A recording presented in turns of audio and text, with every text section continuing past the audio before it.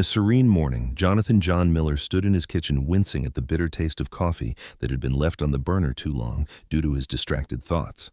At 45, his rugged features reflected years of working under harsh conditions, managing information technology projects with resolute command. His dark hair was flecked with gray at the temples, yet his blue eyes retained their piercing sharpness, a legacy from his military service that aided him in civilian endeavors. He reached for the newspaper, savoring the tranquil moments before heading to the office. The modest kitchen embodied his practical lifestyle, functional, organized, and maintained with the strict discipline he applied to all aspects of life. His salary as an IT project manager was not extravagant, but it afforded a comfortable existence for his family, his wife Sophia, and their 21-year-old daughter Emily.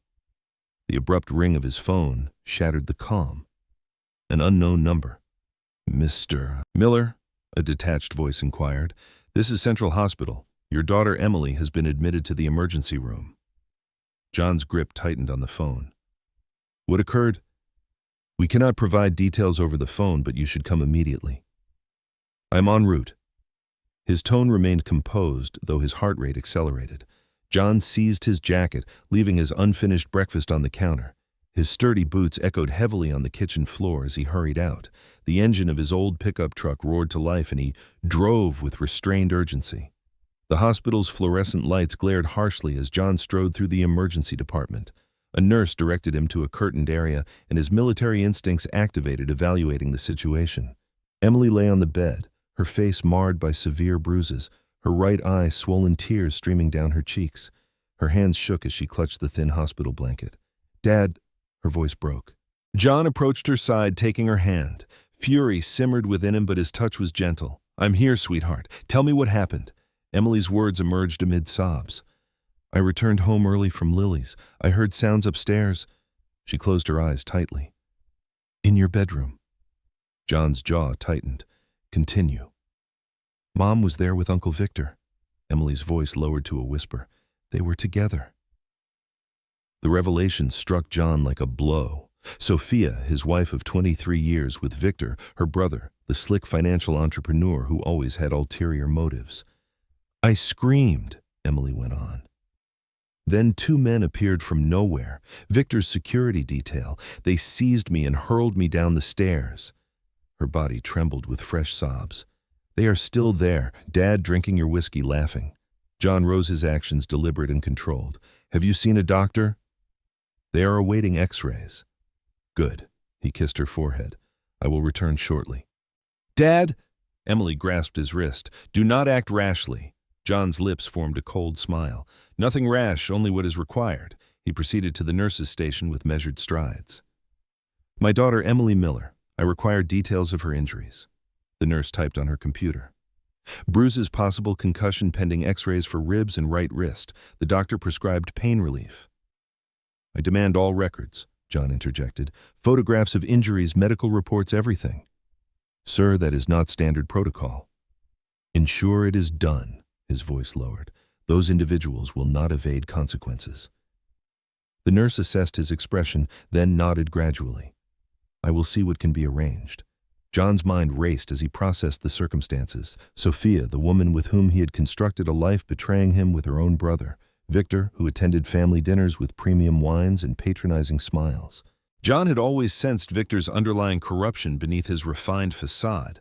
But security personnel, that implied something more substantial than a mere affair.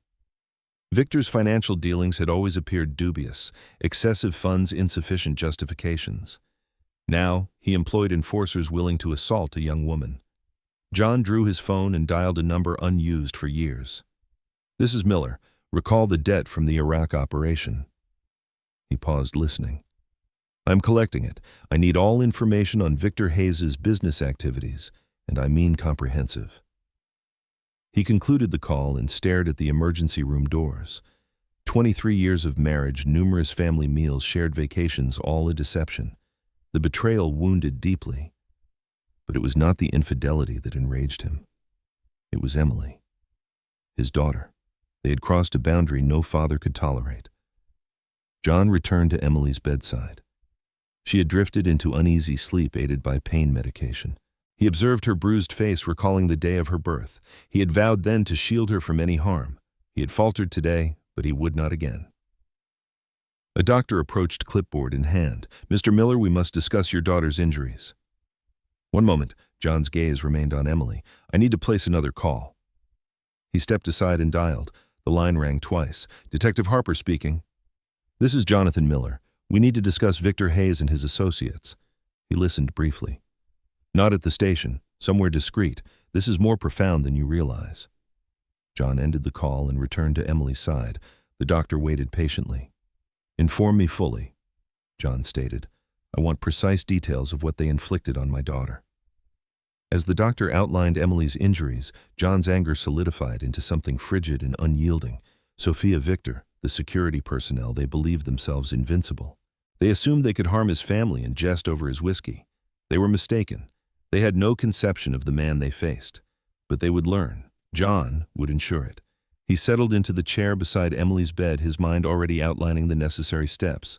First, secure Emily, then gather intelligence. Afterward, they would comprehend their error, the error of betraying Jonathan Miller, the error of harming his daughter, the error of assuming they could escape accountability. John's truck proceeded slowly along his street, his trained eyes scanning for unfamiliar vehicles. 2 black SUVs with tinted windows occupied his driveway, professional enforcers attempting to blend into a middle-class neighborhood. Amateur effort. He parked a block away and approached on foot, his military skills resurfacing. The front door stood ajar, light spilling onto the porch. Music emanated from within, accompanied by boisterous laughter. John entered through the side door, moving silently through his own home like an intruder. The sound system blasted heavy bass music, masking his footsteps. He detected the scent of cigarette smoke in his house where he had never permitted it. Voices carried from the living room. A man's deep, arrogant laugh, Victor's. You should have seen his expression at Christmas dinner. "Thanks for the wine, Victor. Oblivious fool." More laughter. Sophia's voice joined, slurred with alcohol. He never suspected, too occupied with his cherished routine coffee at 6 News at 6:15. John's hands clenched into fists. 23 years of marriage reduced to amusement for her brother. He stepped into the doorway. The scene etched itself into his memory. Sophia lounged on the couch, drink in hand, her blouse partially unbuttoned. Victor sat beside her, arm draped possessively over her shoulders. 2 men in black suits stood by the windows, attempting to appear professional despite the beers they held. "Leave." John's voice sliced through the music. The room froze.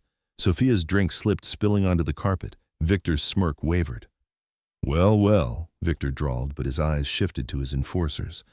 "The homeowner returns." 5 seconds, John declared. "Then I will remove you myself."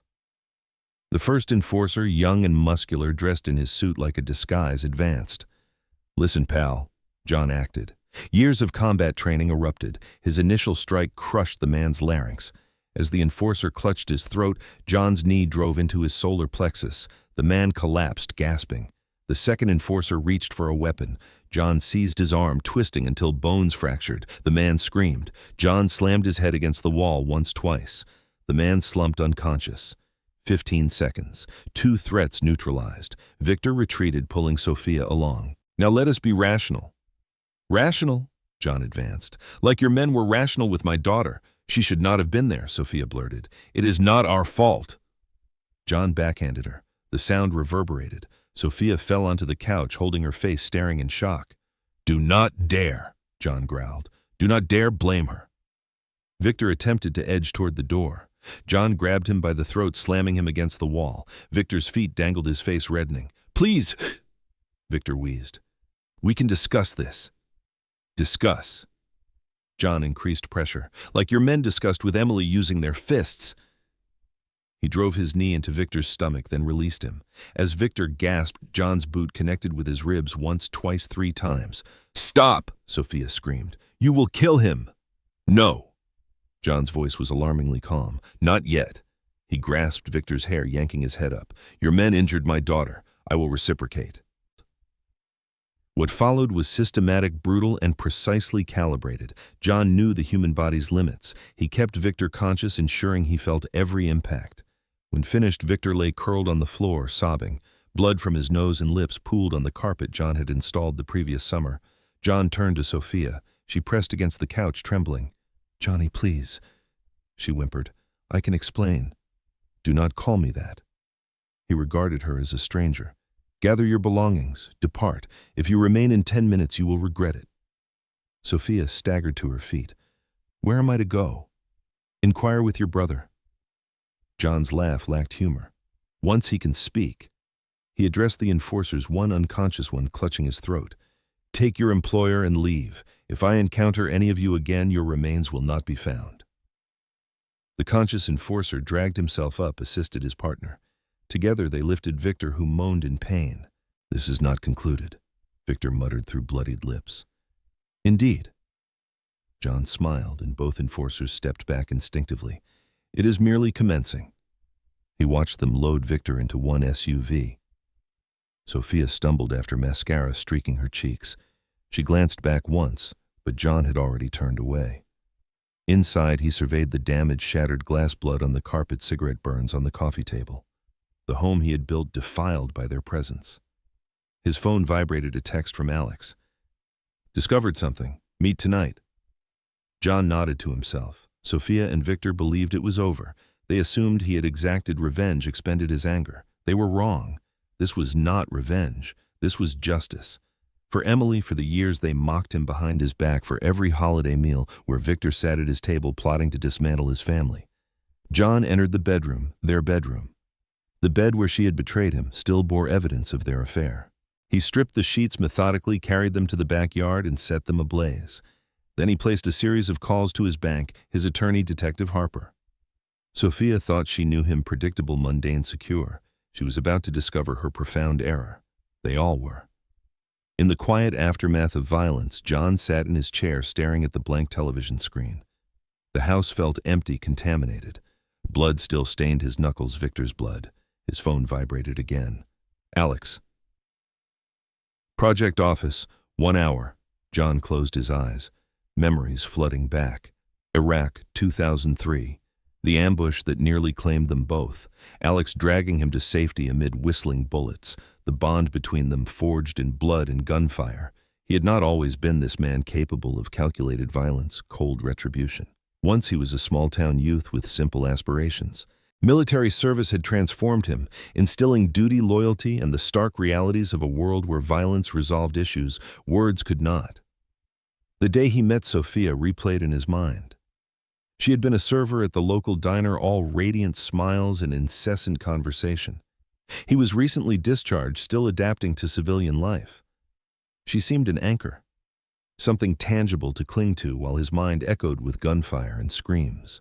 Their courtship was swift, passionate. She spoke of her dreams, a grand home, luxury vehicles, the lifestyle her brother Victor enjoyed. John promised all he could provide, not opulence but stability, security, a home. For years it appeared sufficient. They had Emily purchase this house, built a life. John advanced from programmer to project manager, taking pride in honest labor. Sophia seemed content, or so he believed. Now he questioned how long the deceptions had persisted. How long had she viewed his calloused hands and worn boots with disdain? How long had she conspired with Victor, deriding the faithful husband who trusted her? John's hands clenched at the thought of his brother-in-law. The family's golden child with designer suits and smooth rhetoric.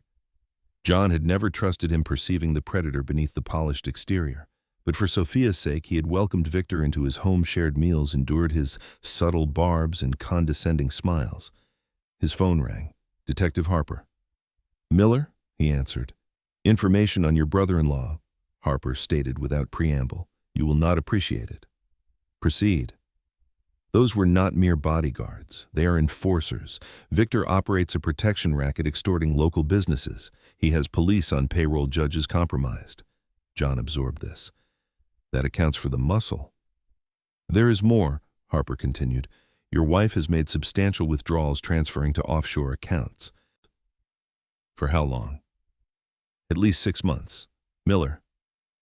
Harper hesitated. "They intended to deplete you entirely. Divorce documents are prepared. They plan to seize everything, leaving you with debt." John's laugh was harsh. "I appreciate the intelligence, detective." "Miller?" Harper's tone sharpened. "Avoid imprudent actions. Victor has connections. He is dangerous." So am I. John ended the call. He stood moving through the house with purpose. In the bedroom, he opened the closet, shifting hanging clothes. The safe was concealed behind a false panel, his private domain, a secret Sophia never uncovered. Inside were remnants of his military life documents, medals, a contact book from his service days, men who owed him favors, men skilled in discreet problem resolution. The project office was dark upon his arrival. Alex's truck was parked in the shadows away from streetlights. John approached cautiously, scanning for surveillance old habits endured. Alex stood beside a stack of computer equipment, his sturdy frame silhouetted against the night sky. 2 decades in IT management had not diminished him. He still moved like a soldier, alert and prepared. "You appear exhausted," Alex remarked as John neared. "You should see the other individual." Alex nodded toward his truck. "Have something to show you." Inside the cab, Alex retrieved a laptop. "I've investigated Victor's operations. He is involved in everything: financial fraud, protection rackets, money laundering. But this is intriguing." He turned the screen to John: bank statements, property records, shell companies. "Your wife's name appears repeatedly. She has collaborated with Victor for years, facilitating money transfers. She is not merely his lover, she is his partner." John examined the documents, his expression hardening. "She deceived me thoroughly." "There is more," Alex proceeded. "Victor faces issues. He borrowed heavily from perilous individuals. Rumors indicate he is desperate for capital, likely why they accelerated their scheme against you." "Scheme?" Alex displayed additional documents. "They have planned for months, divorce, asset transfers, all of it. They intended to drain you, burden you with Victor's debts. You could have lost everything: home savings, perhaps even incarceration for their financial machinations." John processed this silently. The betrayal extended deeper than imagined, not just an affair, but a deliberate plot to ruin him. "What about Emily?" he inquired finally. "She was not expected home today. They became careless, were discovered. Victor's men panicked." John's jaw clenched. "They harmed my daughter and they will face consequences." "But you must proceed wisely," Alex cautioned. "Victor has connections. Direct confrontation could result in your death or imprisonment." "I will not kill him," John stated quietly. "Death is too swift, too merciful. I want them to suffer. I want them to lose everything as they planned for me." Alex scrutinized his old comrade's face. "You have a strategy?" "It is forming." John rose. "Continue investigating: bank records, business dealings, everything. I need to know every secret they harbor." "And Sophia?" John's expression turned icy. "She made her choice. Now she endures it." He departed from Alex and drove home, his mind evaluating possibilities. The house now felt altered, a crime scene, not a sanctuary. He traversed each room, noting overlooked signs: the secondary phone she concealed in her jewelry box, financial documents behind the filing cabinet, business cards from offshore banks, all fragments of their betrayal hidden in plain sight. In Emily's room, he paused. Photographs adorned the walls: family vacations, birthdays, graduations. Sophia smiling, portraying the devoted mother while scheming to dismantle their lives. His phone vibrated, a text from Emily. "When can you pick me up?" John replied, "Tomorrow morning. Rest now." Another text from Sophia. "We need to talk." John deleted it unread. Nothing remained to discuss. He spent the night in his chair, cleaning his firearm, a habit that aided contemplation. Sophia and Victor believed they knew him, the predictable, reliable Jonathan Miller, the man who adhered to rules. They had no idea of his capabilities. As dawn broke, John prepared coffee correctly, no scorching. He had endured betrayal before in war, witnessing its effects on men. But this was distinct, not combat. This was family. They had brought war to his home, threatened his child. Now they would learn the implications. The sun rose over his fractured home, signifying the end of one existence and the start of another. Jonathan Miller, husband, father, project builder, was gone. In his place emerged a warrior awakened from prolonged dormancy, a man with nothing left to lose and everything to avenge. The conflict had commenced. John strode through the sterile hospital corridors toward Emily's room, his boots echoing on the tiled floor. The nurse at the station nodded. They had become accustomed to his presence over the past day. Through the door's window, he could see Emily lying in bed, her bruised face turned toward the wall-mounted TV. "Hello, sweetheart," he said softly, entering. Emily's eyes brightened despite her injuries. "Dad..." Her voice was stronger, though pain lingered. John settled into the chair beside her bed, taking her hand. The bruises had darkened, marking the time since Victor's men had assaulted her. His jaw tightened at the sight. "The doctor says I can go home tomorrow," Emily stated. "Not home, oh," John replied. "I've arranged for you to stay with Lily temporarily." "But Dad—" No debate. His tone was gentle yet firm. "Home is not secure currently. I must address certain matters." Emily's fingers tightened around his. "Mom called me." John's expression hardened. "What did she say?" She attempted to explain. "Said it was not as I thought, that Uncle Victor—" Emily's voice cracked. "She said I should not have come home early, that it was my fault." John stood abruptly, pacing to contain his rage. "None of this is your fault. Nothing." "I should have realized something was amiss," Emily continued. "The way they whispered when you were absent, how Uncle Victor began visiting more frequently when you were at work." She wiped her eyes. "Mom has been meeting with lawyers.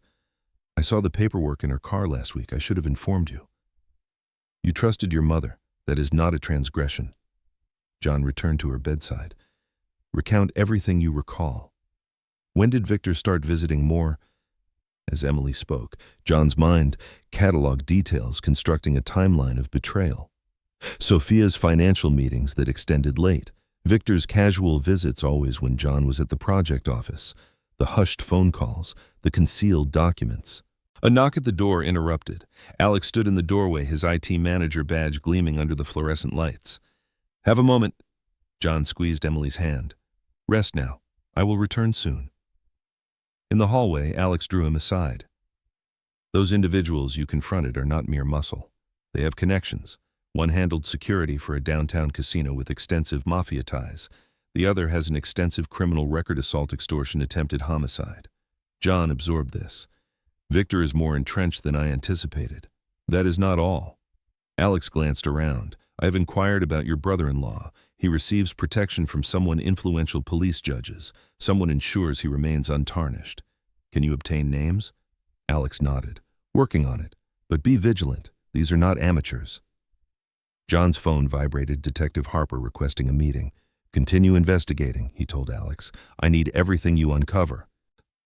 Back in Emily's room, he found her dozing, the medication promoting rest, which was likely beneficial. She did not need to witness what was forthcoming. A nurse entered with fresh bandages. "Mr. Miller, we need to document her injuries again for the police report," John observed as they photographed each bruise, each abrasion, evidence ammunition, his daughter's suffering cataloged in megapixels. "The detective assigned called Gone," the nurse said. "They wish to interview her tomorrow." "No," John's tone was definitive. "She has endured enough. They can speak with me." The nurse hesitated. "Sir, in cases of domestic violence." "This is not domestic violence," John interrupted. "This is something else entirely, and I am managing it." As night enveloped the hospital, John sat watching Emily sleep. His phone illuminated with texts from Sophia, please explanations, threats. He deleted them all. The woman he had married, the mother of his child, was gone. In her place was a stranger who had conspired to destroy him, who had observed their daughter being assaulted and done nothing. John's fingers traced the military ID he still carried in his wallet. 20 years ago, he had been a soldier who knew how to handle adversaries, who understood that sometimes violence was the only language respected. He had interred that man upon returning home, constructing a life of peace. But now, gazing at his daughter's bruised face, he felt the soldier stirring, rising, prepared for war. Sophia, Victor. Their enforcers. They had introduced violence into his home, harmed his child, attempted to seize everything. They were about to learn that Jonathan Miller had not forgotten how to fight.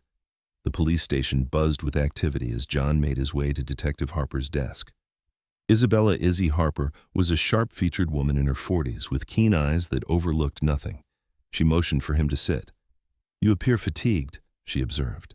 "It has been a challenging few days." Izzy produced a thick file. "I have information you need to review. Your wife has been active." She spread photographs across the desk, surveillance images of Sophia meeting various men in expensive suits. "This is Marcus Reed." Izzy pointed to a handsome man in his 30s. "A con artist specializing in financial fraud. We have monitored him for years, but nothing adheres." "What is the connection?" Reed assists in concealing funds, establishing shell companies' offshore accounts. He is proficient. We have never substantiated anything. Izzy leaned forward. 3 weeks ago, Sophia transferred most of your joint savings to an untraceable account. The documentation appeared legitimate with your signature on everything. I signed nothing. But someone did. Someone skilled enough to deceive the bank. Izzy produced more documents. There is more. Your brother-in-law's businesses are facades, money laundering, likely drugs. The enforcers who harmed your daughter work for the Castellano family. The name impacted John like a physical strike. The Castellanos controlled much of the city's organized crime. If Victor is involved with them, you should withdraw, Izzy warned. These individuals do not engage lightly. They will eliminate you without hesitation. John's laugh was harsh. They already attempted to ruin me, injure my daughter. Do you expect me to retreat? I expect you to be prudent. Izzy slid a USB drive across the desk. Officially, I cannot assist. Unofficially, this contains everything we have on Reed Victor and their operations account numbers, business records, surveillance reports. Exercise caution in its use. John pocketed the drive. I am indebted to you. Indeed. And John, she grasped his arm as he stood. Whatever you are planning, ensure I do not have to arrest you. From the station, John drove to his bank. The manager's expression was sympathetic as she reviewed his accounts. I apologize, Mr. Miller. The transfers were duly authorized. Your wife held power of attorney. Show me everything. Where did it go? The manager displayed transaction records. John's jaw clenched as he watched their savings vanish, college funds, retirement accounts all depleted. Sophia had been meticulous. His phone vibrated, Alex sending coordinates for a meeting. John found him in the hospital parking garage smoking despite regulations. Obtained the names you requested, Alex said.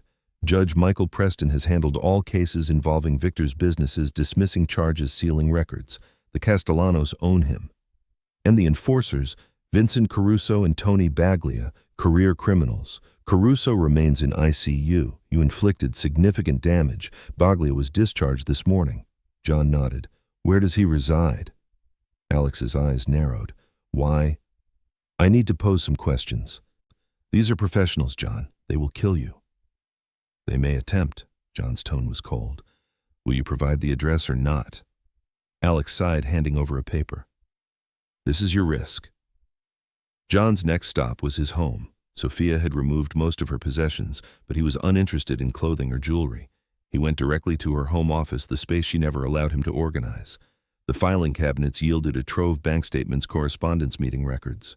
Sophia had documented everything, likely for self-protection. Now her paranoia would aid in her downfall. A hidden folder contained photographs Sophia with Victor in intimate situations, blackmail, insurance. John realized she had manipulated everyone, even her criminal partner. His phone rang, Sophia's number. He nearly deleted it, then reconsidered. Time to initiate his own strategy. Yes. Johnny, please. Her voice was tearful. We need to discuss. This is not what you think. Oh? No. John's tone was conversational. So you did not steal my money, did not watch as Victor's men threw our daughter down the stairs? I did not know they would harm her. Victor promised what to assist you in draining me, framing me for his crimes. Silence, then. How did you know? I know everything, Sophia. About Marcus Reed, the Castellanos, Judge Preston. He allowed it to sink in. You should have been more cautious with your records. John, please. Her voice now genuinely fearful. You do not understand what you are confronting. No, you do not understand. You brought these people into my home, allowed them to harm my child. Now you will witness as I dismantle their entire world. They will kill you. Superior men have tried. John ended the call. His laptop booted and he inserted Izzy's USB drive. Hours of surveillance footage, financial records, police reports, everything required to comprehend his adversary's operations. A separate file contained data on Marcus Reed, past victims, individuals he had defrauded, lives he had ruined. John began noting details.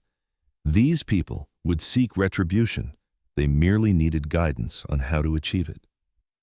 As night fell, John cleaned his firearm, an old habit that facilitated thought.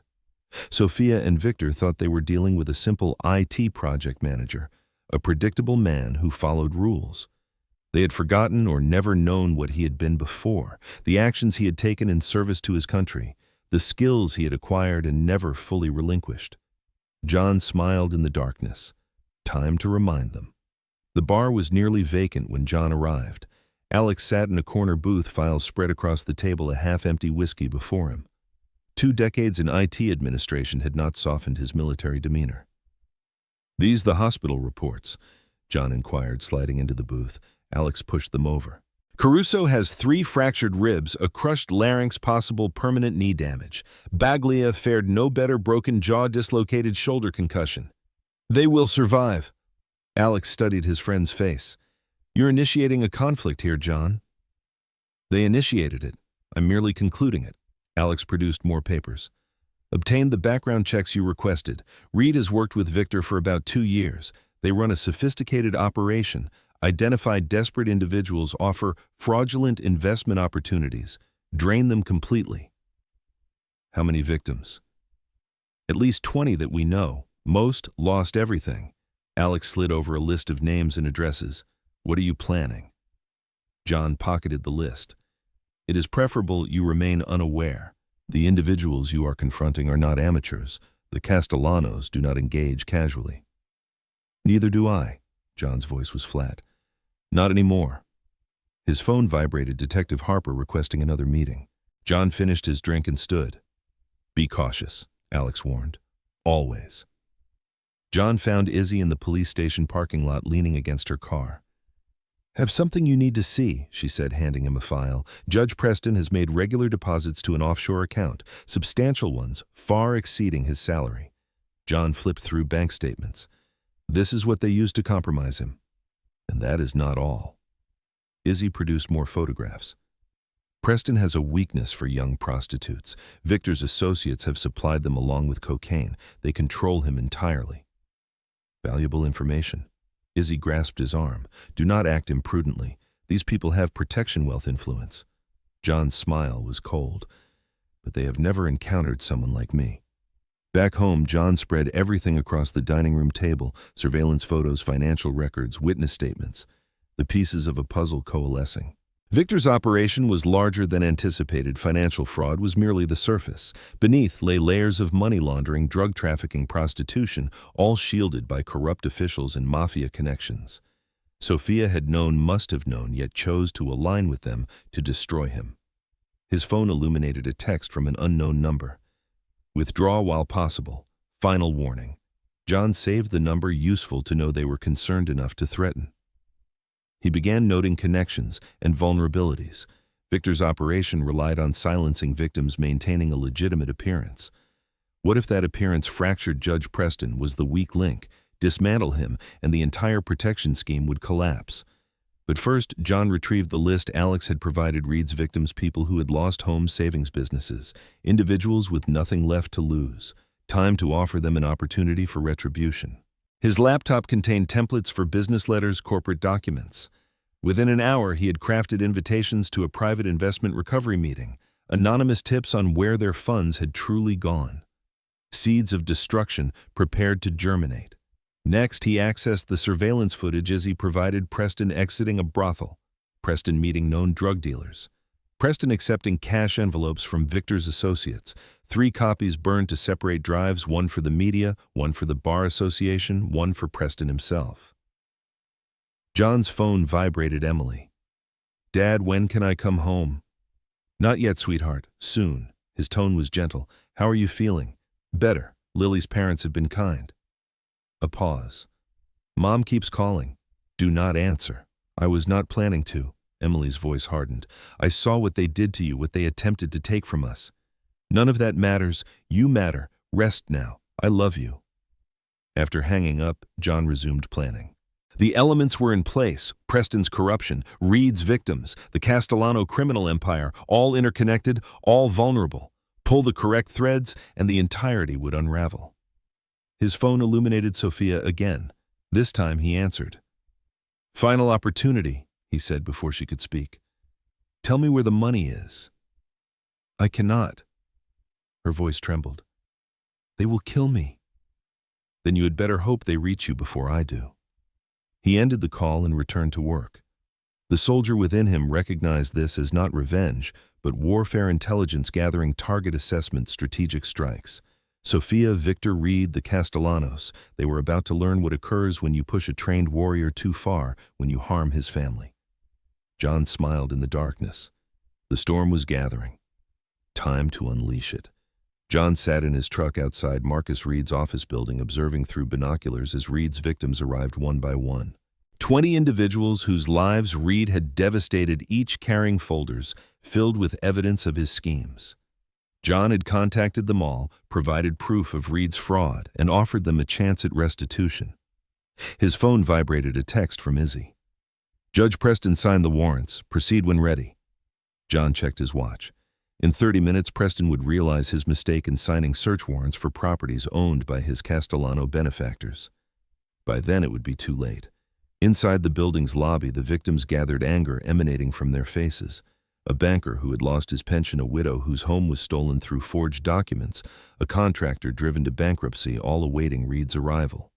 John's burner phone rang Danny Lee's number. Transfers complete, Danny said. Victor's accounts are empty. Everything moved to shell companies. The offshore accounts? Those as well. Sophia's reserves are gone. Both are insolvent. John nodded. Send the evidence to the IRS. Anonymous tip executed. Are you certain the Castellanos will? I will handle them. John ended the call. A black Mercedes entered the parking lot, Reed arriving for work. John watched through binoculars as the con artist exited, adjusting his expensive suit. Reed had not yet noticed the crowd, too preoccupied with his reflection in the car window. John dialed another number obtained from Alex. Mr. Reed, this is David Shaw from the Securities and Exchange Commission. We have received concerning reports about your investment practices. I'm in your lobby with some former clients who wish to discuss the matter. Reed froze, then turned toward the building entrance. John saw the moment he recognized the faces waiting. His confident mask slipped, replaced by raw fear. John smiled and dialed the local news station. Anonymous tip. Send a crew to 1835 Market Street. A group of fraud victims are confronting the man who stole their life savings. Reed attempted to retreat to his car, but the crowd spotted him. They surged forward, waving documents, shouting accusations. A news van screeched into the lot, cameras rolling. John's phone illuminated Victor calling. He let it go to voicemail, then listened. You wretch, what have you done? The IRS is here, seizing everything. I will kill you for this. Another call. Sophia. Her voice trembled with panic. John, please. They say it was all fraud, that Victor was laundering money. They are freezing my accounts. I need assistance. John deleted the message without responding. Through the binoculars, he watched Reed struggling through the crowd, his suit now wrinkled and torn. The camera crew captured it all as victims shared their stories. Decades of fraud exposed in the harsh daylight. Police vehicles arrived, lights flashing. John recognized Izzy stepping from an unmarked car, warrant in hand. She timed it impeccably. Reed caught on camera amid his victims as federal agents moved to arrest him. John's burner phone vibrated a text from Danny. Files sent to the SEC. Reed's entire operation exposed. Victor's fraud connections documented. Both will face charges. The plan was executing flawlessly. Reed would cooperate to save himself, implicating Victor in the fraud. Victor would panic, perhaps flee. The Castellanos would recognize him as a liability. John started his truck and drove away, leaving chaos behind. One target eliminated, 2 remaining. The next stop was the project office, where he had arranged to meet Baglia. The enforcer who had assisted in throwing Emily down the stairs agreed to talk, believing John sought to negotiate peace. John parked behind the half-completed building, checking his recording equipment. Every word Baglia uttered would be captured, documented, preserved as evidence against Victor and his criminal associates. The enforcer arrived punctually, alone as instructed. His face still bore bruises from their prior encounter. Make this brief, Baglia growled. I should not be here. John emerged from the shadows. Detail Victor's operation, money laundering, protection rackets, all of it. You are insane. I'm saying nothing.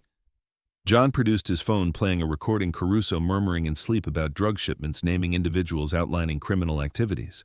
The enforcer's face paled. How did you... Your partner talks in his sleep. Hospital walls are surprisingly thin. John's tone hardened. Speak, or this goes to the authorities and the Castellanos. Baglia spoke for an hour. He detailed Victor's crimes, his ties to organized crime, the intricate web of corruption he had built. John recorded everything. When Baglia concluded, John handed him an envelope, a plane ticket to Miami cash for a new start. Vanish, or the recording becomes public.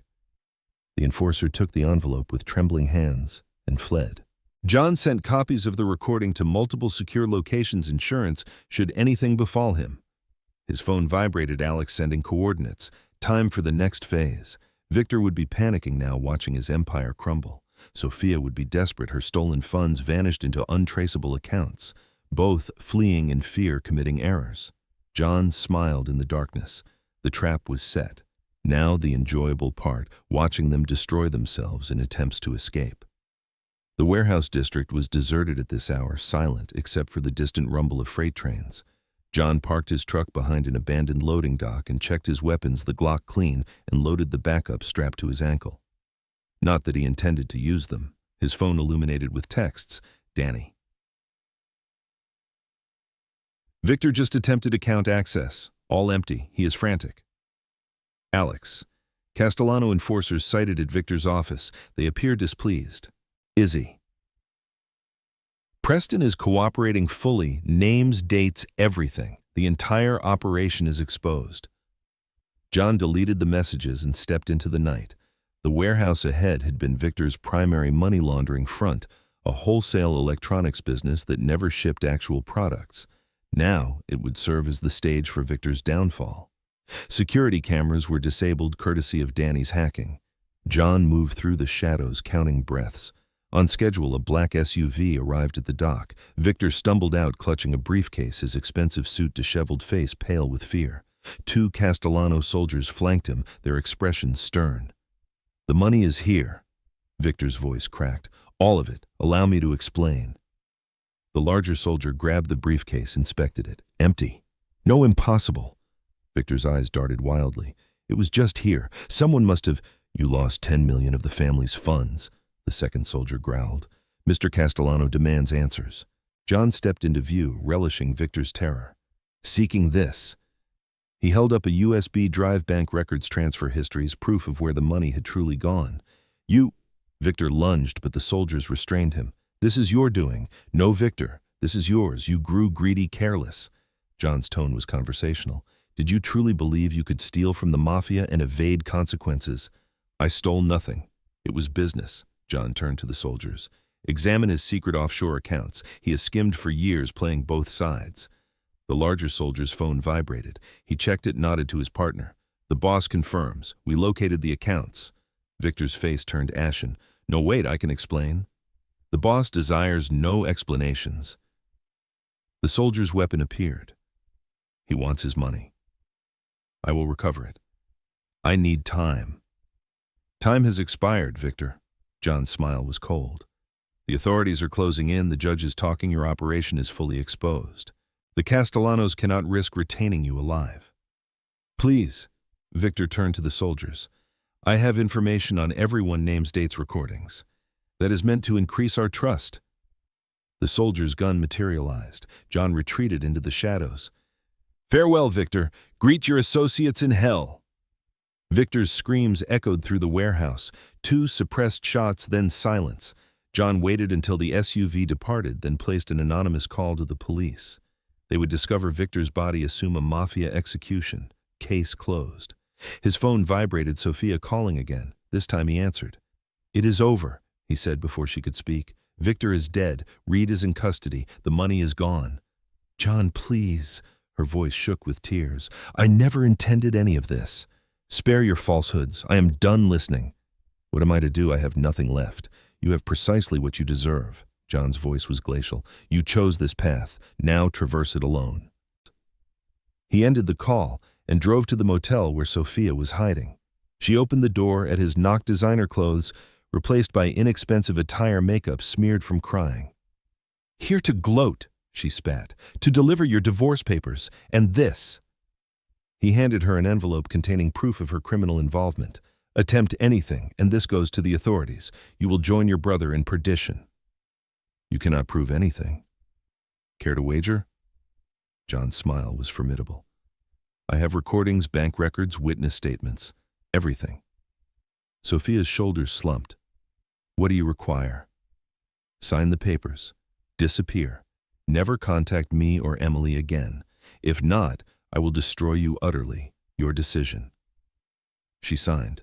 John left her sobbing in her modest motel room, her dreams of wealth and power shattered.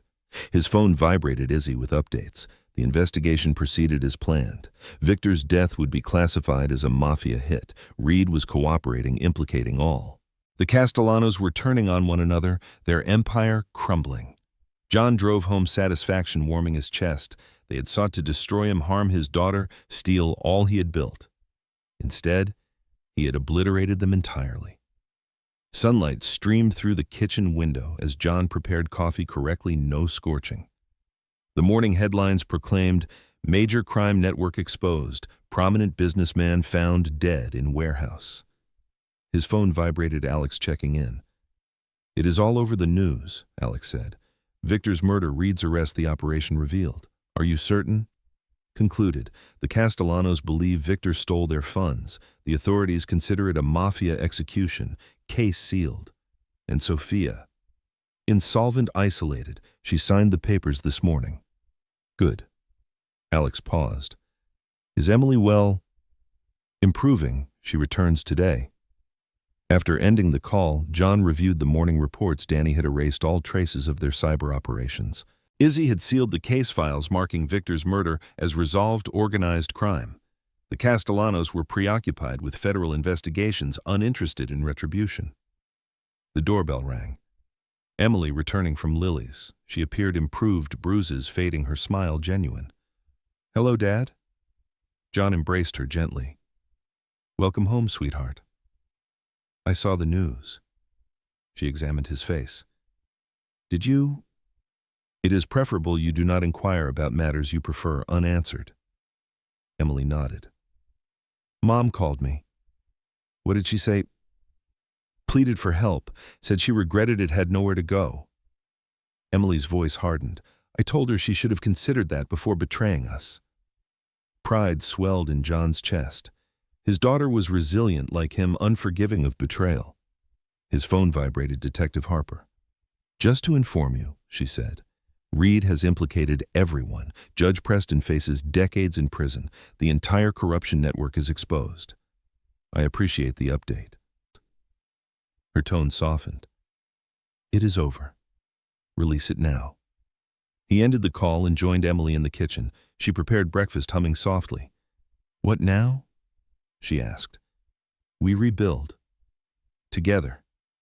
Later, alone in his study, John examined the final elements of his retribution offshore accounts, concealing Victor's stolen millions, insurance against future threats, files documenting Sophia's crimes, prepared to ruin her if she returned, the network of allies he had forged, Alex, Danny, Izzy, loyal companions who understood justice's importance. His phone vibrated one last time, an unknown number. He answered cautiously. "Mr. Miller," a refined voice, likely Castellano himself. "I wish to thank you for exposing Victor's theft. The family values your discretion." "I sought only justice." "Indeed, consider yourself under our protection. No one will trouble you or your daughter." John smiled. "I appreciate that." He ended the call and deleted the number. Everything had unfolded perfectly. His adversaries destroyed his daughter safe, his future secure. The soldier within him recognized a total victory. The new headquarters of the technology company stood prominently against the city skyline. Miller and Associates was displayed in bold letters across the glass facade. Inside his top-floor office, Jonathan Miller reviewed quarterly reports with the intensity once applied to military planning. At 50, his hair was more gray than dark, but his blue eyes retained their acute focus, and his physique remained fit through disciplined training. The intercom buzzed. "Mr. Miller, your daughter is here." "Admit her." Emily entered the office, now 26, carrying herself with confident grace. Her law degree hung on John's office wall, funded by Victor's stolen millions, a fact that always amused him. She specialized in prosecuting financial crimes, transforming their family's tragedy into a tool against others like Marcus Reed. "Ready for lunch, Dad?" John closed his laptop. "Always." "How's the Martinez case progressing?" Another aspiring Marcus Reed thought he could run a financial scam targeting elderly veterans. Poor decision. The judge approved all our motions this morning. He faces a minimum of 20 years. They took the elevator to the garage where John's new truck awaited, still practical, but now top tier. Some habits persisted. "Heard from Alex this morning," John said as they drove. "The IT firm is promoting him to Chief Operations Officer." "He deserves it." Emily checked her phone. "Izzy is becoming Deputy Chief next month. Danny's cybersecurity firm just secured another government contract."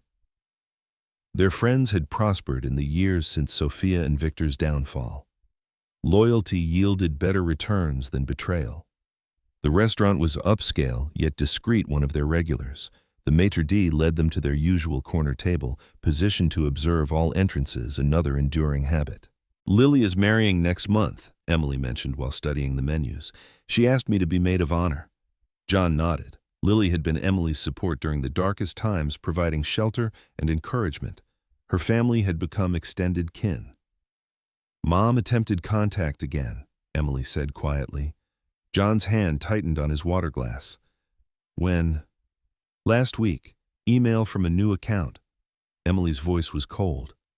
"Wanted to explain her perspective now that she has found peace or something similar. I blocked her." John nodded approvingly. Sophia had tried several times over the years to reconnect, each met with silence.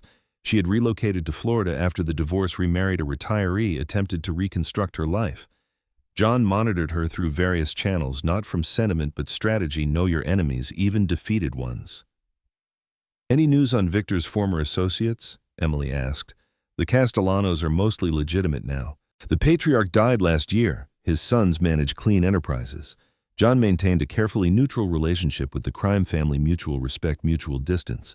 Marcus remains incarcerated another decade at minimum. Their meals arrived: steak for John, grilled salmon for Emily. They ate in comfortable silence for a while. "The company is expanding again," John mentioned. "Acquired that development firm in Phoenix, the one Victor tried to steal from the widow." Emily's smile was sharp. "Excellent touch." John returned the smile. The company's growth had been strategic, methodical. Each acquisition either fortified their position or settled old accounts. The millions stolen from Victor had been seed capital for an empire built on legitimate success. "Detective Rodriguez called yesterday," Emily said. "Remember that cold case they reopened, Victor's murder?" John's face revealed nothing. "Oh, officially closed now. Ruled a mafia hit. Case inactive." Emily met his eyes. "No new leads." They had never discussed John's precise role in Victor's death. Emily had never inquired, understanding some questions were best unvoiced, but she knew her father knew his capabilities, knew he would do anything to protect family. After lunch, they walked to the park where Emily had played as a child. The old playground had been replaced by new equipment funded by an anonymous donation from Miller and Associates. "James proposed," Emily said suddenly. John turned to study his daughter. James Chun was a prosecutor she had met 2 years prior. Intelligent, honest, devoted to Emily. John had conducted thorough background checks, of course. The man was impeccable. "What did you say?" "That I needed to consider." Emily sat on a bench. "About trust, you know, after what happened with Mom." "James is not Victor or Sophia," John said carefully. "He has proven himself. I approve of anyone who makes you happy and treats you appropriately." His voice hardened. "And he knows the consequences if he does not." Emily laughed. "Yes, he is appropriately wary of you." They watched children play for a while, parents hovering nearby, ordinary lives, ordinary concerns. John sometimes pondered what that entailed. "Izzy mentioned they found Sophia's ex-boyfriend's old storage unit, Marcus's," Emily said. "Many documents that could cause issues for some." "Handled," John replied. "Danny scrubbed anything sensitive. As far as anyone knows, it was empty." The company's cybersecurity division, run by Danny with military-grade protocols, had proven invaluable over the years. Information was power, and John believed in controlling both. His phone buzzed. Alex sending their monthly security report, another ritual born of past betrayals. Trust, but verify always. "Lily wants you to walk her down the aisle," Emily mentioned. "Her father is fine sharing the honor." John felt warmth in his chest. Family was not always blood. Sometimes it was those who stood by you in adversity. They walked back to the office, passing the construction site for their newest project, a women's support center in partnership with Izzy's domestic violence task force, another means of balancing scales. "Dinner tonight?" Emily asked as they reached her car. "James wants to speak with you properly." John nodded. Tell him to bring that bourbon he has been saving, and remind him I am an excellent marksman.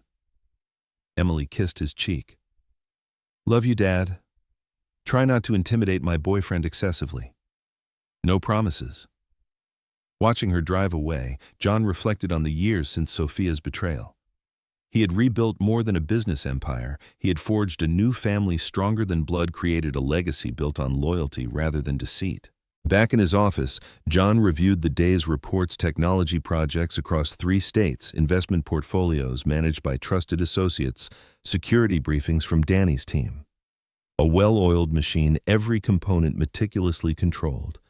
Alex's weekly check-in arrived via encrypted email. Sophia still in Florida, new husband's health declining. No suspicious activities. Marcus denied parole again. No external contacts. Castellano business dealings clean, territory stable. Preston deceased in prison, natural causes. Baglia still in witness protection, maintaining silence. John archived the report with 5 years of similar updates. The past never died but could be managed, contained, controlled.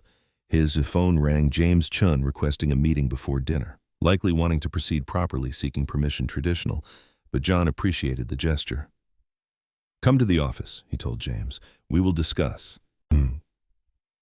The young prosecutor arrived promptly. Suit-pressed demeanor, respectful but not fearful. Positive indicators. Sir, I wish to discuss Emily. Sit. John indicated a chair. State your intentions.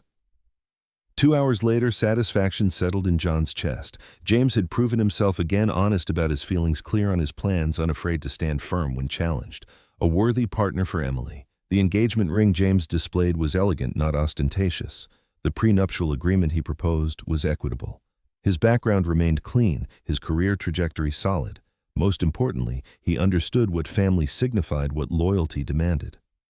I will never harm her, James promised. Never betray her trust. No, John agreed pleasantly. You will not. Because you know what befalls those who harm my family. James met his eyes steadily. Yes, sir, I know precisely. John smiled. The young man had researched, understood the warnings embedded in Victor's unsolved murder. Sophia's exile, Reed's downfall. Good. Welcome to the family, son. Now about that bourbon. Later that night, John stood at his office window watching his city sparkle. His empire had been constructed on the ashes of betrayal, forged in the fires of retribution. But it had become something greater, a fortress safeguarding those he loved, a legacy worthy of his daughter's inheritance. Sophia and Victor had imparted valuable lessons on trust and betrayal. He had learned them well, building his new life on their bitter wisdom. Now he possessed everything they had sought to steal: wealth, power, respect, and things they had never comprehended: loyalty, family, honor. His phone buzzed with an alert from Danny's security team. Routine update. Nothing urgent. The world turned, threats emerged and were contained. Life continued. But now he controlled the game rather than being manipulated. John smiled in the darkness, recalling Sophia's tears. Victor's terror, Reed's pleas for mercy. They had deemed him weak, predictable, easily dismantled. Their error. No one would commit that error again. His new family, Emily, James, Alex, Izzy, Danny, even Lily, understood what mattered. Loyalty above all, honor among warriors, protection for the deserving, destruction for betrayers. The past was settled, the future secured, and Jonathan Miller stood guard over both, unaltered in essential ways: a protector, a warrior, a man who never forgave betrayal and never forgot his enemies. Let anyone doubting that truth inquire with Sophia, decaying in Florida exile. Inquire with Marcus, aging in prison. Inquire with Victor. Oh wait, they could not inquire with Victor anymore. John's smile widened as he turned from the window. Time to head home, prepare for dinner with his expanding family. Tomorrow would bring new challenges, new opportunities, new chances to prove that loyalty mattered more than blood. The war had ended long ago. He had won decisively. Now he governed the peace with the same iron resolve that had secured victory. As it should be. As it would always be. For some things never changed, and Jonathan Miller's commitment to protecting his family, punishing those who threatened it, would never change. The lesson drawn from this story is that loyalty and justice ultimately prevail over betrayal. In a world filled with schemes, safeguarding loved ones requires resilience and strategy, but ultimately authentic values such as family and honor provide enduring strength. Please share your thoughts on this message in the comments below.